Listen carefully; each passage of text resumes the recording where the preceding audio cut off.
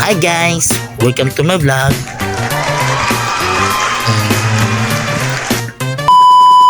So guys, nagluto ta og pakbit. So ito nang titirang atong mga pangunahing sangkap. Ang ahos, atong tagod-taguron og pinamins guys. Tapos ang pambay, ato pong tagod-taguron. Mins niya pon guys. Tapos ang karne, atong sliceon. Depende sa mo kung pinag-cubes ba o pinag-strips ba.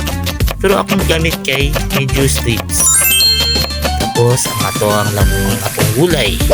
Tulo lang kasi ang gulay kay mura may bakante. Ang kalabasa, talong, ug ang batong.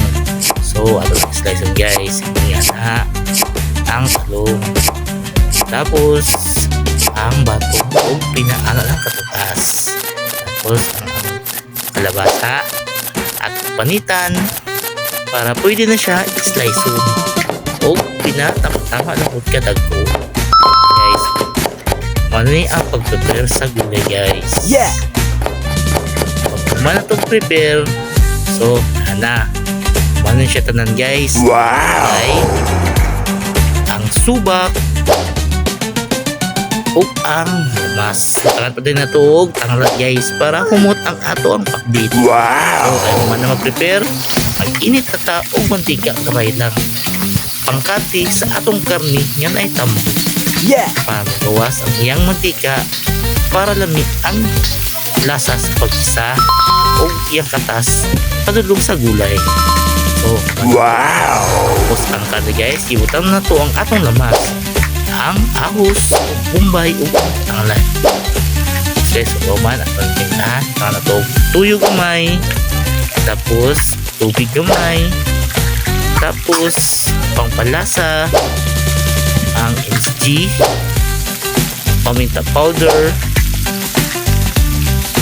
o ang pork cubes. Tapos itong kayon. Tapos ato nang ibutang ang atong gulay. Atong kayon guys ha. Mix na to.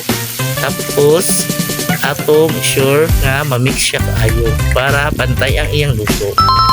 Pagka guys, ato sang takluban kadali para dali lang siya maluto.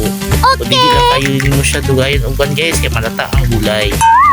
So ato na po kayon kung ato na pong takluban kadali para ready to serve na. Para guys, kapit na siya guys ha.